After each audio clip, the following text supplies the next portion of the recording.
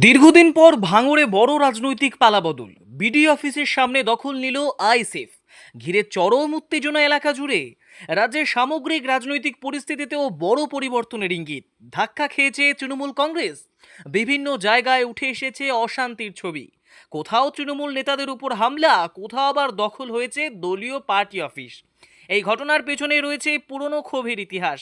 2023 সালের পঞ্চায়েত নির্বাচনের সময় ভাঙড় বিডিও অফিসে আইএসএফ কর্মীদের ওপর হামলার অভিযোগ ওঠে। অভিযোগ ছিল মনোনয়ন জমা দিতে বাধা দেওয়ার অভিযোগ হয়েছিল। মারধর করে তাদের ফিরিয়ে দেওয়া হয়। আইএসএফের দাবি, সেই ঘটনারই প্রতিশোধ আজকের এই দখল অভিযান। দীর্ঘদিনের বঞ্চনা ও চাপা ক্ষোভ থেকেই এই পদক্ষেপ বলে মত তাদের। আজকের এই কর্মসূচিতে উপস্থিত ছিলেন দলের একাধিক গুরুত্বপূর্ণ নেতা। আরাবুল ইসলাম, জেলা পরিষদ সদস্য রাইনুর হক, ওহিদুল ইসলাম, হাকিমুল ইসলাম সহ স্থানীয় নেতৃত্ব সক্রিয়ভাবে অংশ নেন তাতে। বিডি অফিস চত্বরে ব্যাপক জমায়েত লক্ষ্য করা যায়। আইএসএফ কর্মীদের উচ্ছ্বাস এবং শক্তি প্রদর্শন ছিল চোখে পড়ার মতো। অন্যদিকে এই ঘটনাকে কেন্দ্র করে বাড়ছে রাজনৈতিক উত্তেজনা। এলাকায় নিরাপত্তা ব্যবস্থা জোরদার করা হয়েছে বলেই জানা যাচ্ছে। ভাঙড়ের এই পরিবর্তন শুধু স্থানীয় রাজনীতিতেই নয়, পুরো রাজ্যের রাজনৈতিক সমীকরণে প্রভাব ফেলতে পারে বলে মনে করছেন বিশ্লেষকরা। এখন দেখার, এই দখল ও পালাবদলের রাজনীতি আগামী দিনে কোন নতুন সমীকরণ তৈরি করে। ডেস্ক রিপোর্ট, কলকাতা সংবাদ। আমি কথা বলে ভিডিও সাহেবের সাথে কথা বলে আমি নিশ্চয়ই ব্যাপারটা চেষ্টা করবো যে কোন কোন কাজ এক্ষুনি মানুষের দরকার, কোন মানুষের কি চাহিদা, সেটা তো আমি 1.5 বছরের মধ্যে এখনো বুঝতে পারিনি। আমি নিশ্চয়ই আপনাদেরও জানাবো, আর আমার কি কি প্রয়োজন এলাকার মানুষের আমি তাদের সাথে কথা বলবো। একটা তো প্রসেসিং লাগে, আপনাদেরও তো আইএসএফ এর যারা আসবে সেটা নিয়ে শুনুন, কে আসলো কে আসলো না সেটা আইনে পদক্ষেপ নেওয়া হবে। সেটা নিয়ে আমরা নিশ্চয়ই চিন্তা করবো। আমি আবার বলছি, আমাদের নেতৃত্বরা যে সিদ্ধান্ত নেবে, আমরা একসাথে বসে আইএসএফ এর নেতৃত্ব সেই সিদ্ধান্ত ভাঙড়ে যারাই তৃণমূল করেছে তারা ভুল করেছে, তারা যদি ভুল স্বীকার করে আমাদের দলে চলে আসে তাহলে আমাদের তো কোনো বাধা নেই।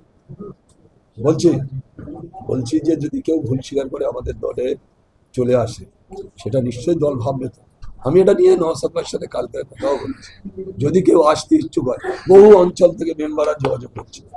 আমি বলি একটু ভাইজানের সাথে ফের আজকে বসার ব্যাপার আছে, আজকে আমি যাবো, ডিটেলস ক্লিয়ার করে রাজ্য নেতৃত্বর কথা নির্দেশ যেভাবে দেবে আমরা তা অক্ষরে অক্ষরে পালন করবো। বিগত দিনে আপনারা সব জানেন আমি তৃণমূল কংগ্রেস করেছিলাম, তাদের নির্দেশ আদেশ মেনে চলেছিলাম।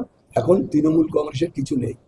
মুখ্যমন্ত্রী নিজে হেরে গেছে, যে বড় বড় কথা বলে দুর্নীতির পাহাড় পরিমাণ সেই সব লোকেদের টিকিট দিয়েছে।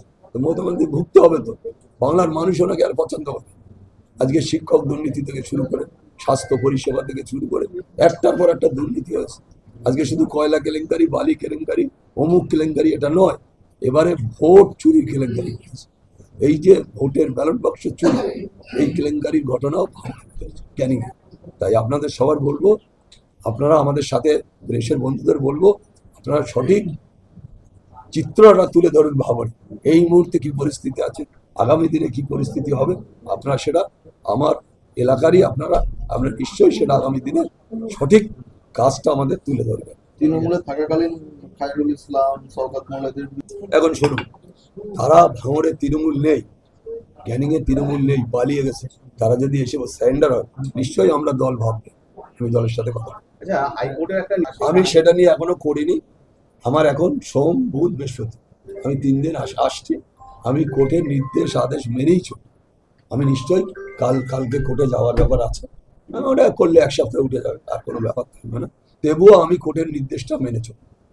আমি আজ বুধবার এসছি, বৃহস্পতিবার আসবো, সোমবার 3 দিন সপ্তাহে আমার আসার সেই কারণে আমি এই 3 দিন আসবো। আমি কালকে হাইকোর্টে যাবো যাতে আমার এই কন্ডিশনটা ওঠে, আমি সেটা তৈরি করি। এখানে বসাটা আলাদা ব্যাপার হলো, আমরা 2023-এ পঞ্চায়েত 30 পঞ্চায়েতে নির্বাচন হয় ভাঙড়ের অসংখ্য মানুষ তারা দুর্নীতিমুক্ত পঞ্চায়েত করতে চেয়েছিল। মানুষের পঞ্চায়েত সমিতি, যেখানে মানুষ কথা বলতে পারবে, সেরকম স্বচ্ছ 30 পঞ্চায়েত ভাঙড়ের মানুষ রায় দিয়েছিল। সেখানে আমরা জয়যুক্ত হয়েছিলাম, আমিও জেলা পরিষদ থেকে। কিন্তু ভাঙড়ের শাসকরা তারা চক্রান্ত করে, আমরা বিরোধী পক্ষে যারা জনপ্রতিনিধি ছিলাম, আমাদেরকে কোনো রকম সম্মান দেওয়া হয়নি। এবং একজন জনপ্রতিনিধির ব্লকের যে সমস্ত দায়িত্ব, ব্লক থেকে কাজ নামিয়ে গ্রামের কাজ করার যে সম্মানটুকু আছে তার যে এখতিয়ারের মধ্যে, সেই কাজটুকু করারও তারা সময় দেয়নি। আমাদের বিভিন্নভাবে হেনস্থ করেছে এবং সাধারণ মানুষের কাছে আমাদের খারাপ বার্তা পৌঁছানোর চেষ্টা করেছিল। যেদেরকে ভোট দিয়েছেন এরা ভাঙড়ের জন্য কিছু করতে পারবে না, কিন্তু ত্রিস্তর পঞ্চায়েত ব্যবস্থাটা আপনারা সকলেই জানেন। যারা ভোট গঠন করেন বা পঞ্চায়েত সমিতি স্থায়ী কমিটি যারা থাকে তারাই সিদ্ধান্ত নেয় কোথায় কি করবে।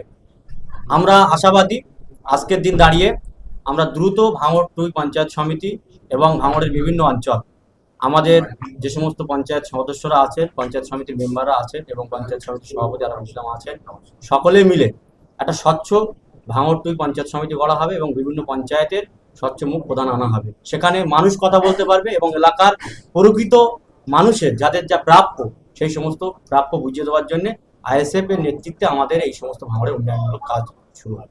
আপনি যে সেখানে লাইনে এখন আরাবুল ইসলাম আপনাদের দলের। এখানে নারাবুল ইসলাম তিনি বিগত দিন দল করতেন, আমাদের দলের উচ্চতম দলের চেয়ারম্যান, ভাঙড়ের বিধায়ক এবং আমাদের দলের পৃষ্ঠপোষক প্রাণপুরুষ মির্জা আব্বাস সিদ্দিক ভাইজান সহ রাজ্য কমিটি তারা সিদ্ধান্ত নিয়েছেন তানাকে দলে নেওয়ার জন্য এবং তারা যে ত্রুটি বিচ্ছুটিগুলো ছিলেন সমস্তটাই আমাদের দলের নেতৃত্বের সঙ্গে বসে একটা আলোচনার মাধ্যমে আমাদের আরাবুল ইসলামকে দলে নেওয়া হয়েছে এবং তানাকে বিগত ইলেকশনে তাকে ক্যান্ডিডেটও করেছিলেন।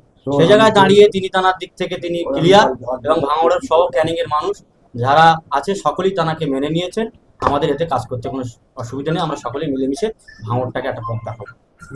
সময় আমাদের সঙ্গে একাধিক পঞ্চায়েত সমিতির মেম্বার অনেকই কর্মাধ্যক্ষরা যোগাযোগ করছেন, সমস্তটাই দলের ভিতরেই আছে আলোচনার মধ্যে। খুব তাড়াতাড়ি এই পঞ্চায়েত সমিতির বোর্ড ভাঙা হবে, সেখানে নতুন করে বিভিন্ন কর্মাধ্যক্ষরা তারা পদে বসবেন এবং সভাপতি সাহেব আরাবুল সাহেব আছেন, সমস্তটাই খুব তাড়াতাড়ির সঙ্গে সমাধান হবে এবং মানুষ ভোলাকে আসবে, কাউকে ফিরতে হবে না। একটা কাজের জন্য এসে পঞ্চায়েত সমিতির সভাপতি পাচ্ছে না, অমুক কর্মদক্ষ পাচ্ছে না, অমুক রেশন কার্ডের জন্য ধারে যাচ্ছে, বিভিন্ন কিছু মানুষ আসে। এই ভোলাকে আসতে গেলে ভাঙড়ের বামনঘাটা অঞ্চল থেকে প্রায় 70 থেকে 80 টাকা তাদের খরচা হয়ে যায় এবং সকালে আসলে বাড়ি ফিরতে তাদের সন্ধ্যা হয়ে যায়। সে জায়গায় দাঁড়িয়ে আমরা চাবো প্রকৃত অর্থে মানুষ আসবে, মানুষ যেন কেউ না ফেরত যায়। একটা ব্লক প্রশাসনের যে কাজ এবং পঞ্চায়েত সমিতির যে কাজ, জনপ্রতিনিধির যে দায়িত্ব সাধারণ মানুষের পাশে থাকার, সেই অঙ্গীকার নিয়ে আগামী দিন এই ভাঙড় 2 পঞ্চায়েত সমিতি চলবে। আমাদের নেতৃত্বরা যারা আছেন, পঞ্চায়েত সমিতির মেম্বাররা যারা, গ্রাম পঞ্চায়েত যারা সদস্যরা আছেন, তারা ইমিডিয়েটলি পঞ্চায়েতে যাবে।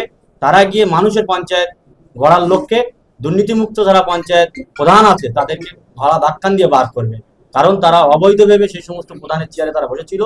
একাধিক প্রধানরা তাদের নিজেদের আত্মীয়দের নামে 5টা 6টা 10টা করে ঘর ঢুকেছে এবং বিভিন্ন দুর্নীতি করেছে।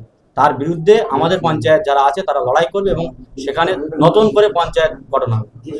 যারা বিরোধী পক্ষে যারা পঞ্চায়েতে তারা কন্টেস্ট করেছিল তাদের মধ্যে থেকে যারা ভালো আছে তারাও আমাদের দলের সঙ্গে কথা বলছেন। তারা আগামী দিন আইএসএফ এর নির্দেশে সেই সমস্ত পঞ্চায়েতে তারাও চালাবে এবং প্রধান ইত্যাদি নানান কিছু সমস্ত কিছুটা হবে। যথেষ্ট এলাকা শান্ত আছে। আজকে এই রেজাল্টটা যদি ভাঙড় আমরা জিতে থাকলেও যদি রাজ্য সরকার মমতা বন্দ্যোপাধ্যায় গঠন করতো, ভাঙড়ে কি হতো সেটা ভাঙড়ের সাধারণ মানুষ জানে।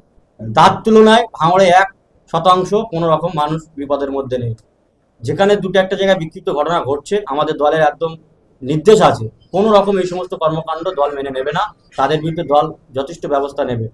আমি আমার নেতৃত্ব সহ এলাকার যারা গ্রামের কাজ করে তাদেরকে বলবো, আপনারা অশান্তি করবেন না, শান্ত ভেবে থাকুন, মানুষের ভালোবাসা নিন। মানুষ আমাদের সাথে আছে, মানুষ আগামী দিন আমাদের পাশে থাকবে। মানুষকে নিয়ে একটা মহৎ কাজে জয় করা যায়। সেই জায়গায় দাঁড়িয়ে শান্তির ভাঙড় করতে হবে। যে ভাঙড়ে রক্তপাতহীন ভাঙড় করার লক্ষ্যে নওশাদ সিদ্দিকী দীর্ঘ 5 বছর লড়াই করেছে, সেই ভাঙড়টাই আমাদেরকে দেখতে হবে। তাই আমরা আমাদের গ্রামবাসী পাড়া প্রতিবেশীদের সঙ্গে আমরা কোনো রকম শত্রুতা করবো না।